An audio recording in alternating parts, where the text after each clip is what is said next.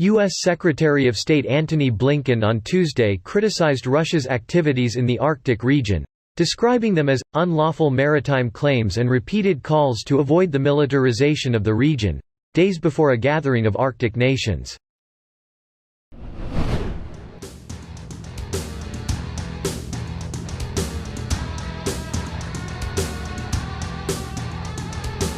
Blinken made the warning ahead of a planned meeting with his Russian counterpart Sergei Lavrov, the first such high-level in-person talks between Washington and Moscow since President Joe Biden took office in January.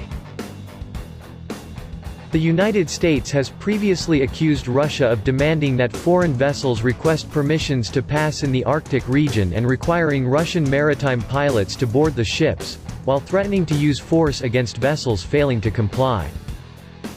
"We've seen Russia advance unlawful maritime claims, particularly its regulation of foreign vessels transiting the Northern Sea Route, which are inconsistent with international law," Blinken said at a briefing with Iceland's foreign minister in Reykjavik.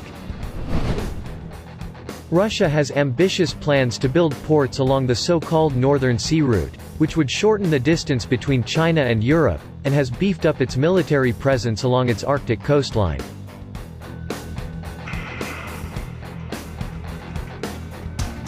Lavrov suggested on Monday that Arctic Council member nations have heads of their respected armed forces meet regularly to defuse any tensions that arise. He also dismissed the Western alliance's concerns over increasing Russian military activity in the Arctic. "It's long been well known to everyone that this is our territory. This is our land. We are responsible for ensuring that our Arctic coast is safe. And everything our country does there is absolutely legal and legitimate," he said. But Blinken said Washington was worried that the increased militarization will lead to bigger problems. "This increases the risk of accidents and miscalculations," he said, while it undermined the shared goal of a peaceful and sustainable future for the region. In attempts to defend freedom of access and navigation on the Northern Sea Route, the U.S. Navy twice last year conducted exercises with European allies in the Barents Sea close to Russia for the first time since the mid-1980s. The United States has urged Russia to submit its regulatory scheme to the International Maritime Organization for consideration, but Russia had yet to do so, Blinken said. "The regulatory scheme that Russia has put forward does not give due regard, as required by international law, to navigation rights and freedom to the territorial seas and exclusive economic zone," he said.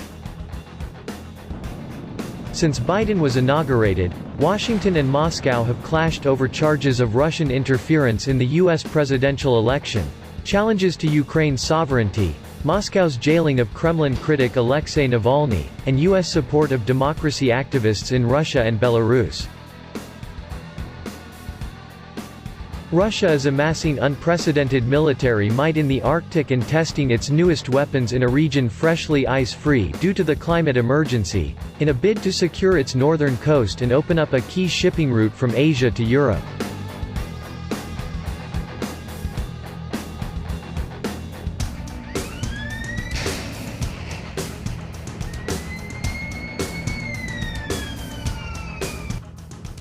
Weapons experts, and Western officials have expressed particular concern about one Russian superweapon, the Poseidon II M39 torpedo. Development of the torpedo is moving fast, with Russian President Vladimir Putin requesting an update on a key stage of the tests in February from his defense minister Sergei Shoigu, with further tests planned this year, according to multiple reports in state media. U.S. officials also expressed concern at Moscow's apparent bid to influence the Northern Sea Route, a shipping lane that runs from between Norway and Alaska, along Russia's northern coast, across to the North Atlantic. The NSR potentially halves the time it currently takes shipping containers to reach Europe from Asia via the Suez Canal. Campbell said Russia sought to exploit the NSR as a major international shipping lane, yet voiced concern at the rules Moscow was seeking to impose on vessels using the route.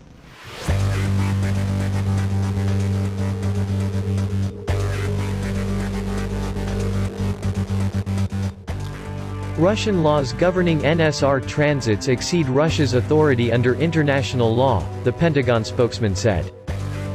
They require any vessel transiting the NSR through international waters to have a Russian pilot on board to guide the vessel.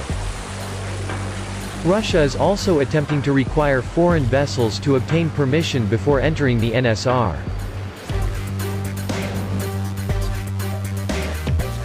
The senior State Department official added, "The Russian assertions about the Northern Sea Route is most certainly an effort to lay down some rules of the road, get some de facto acquiescence on the part of the international community, and then claim this is the way things are supposed to work."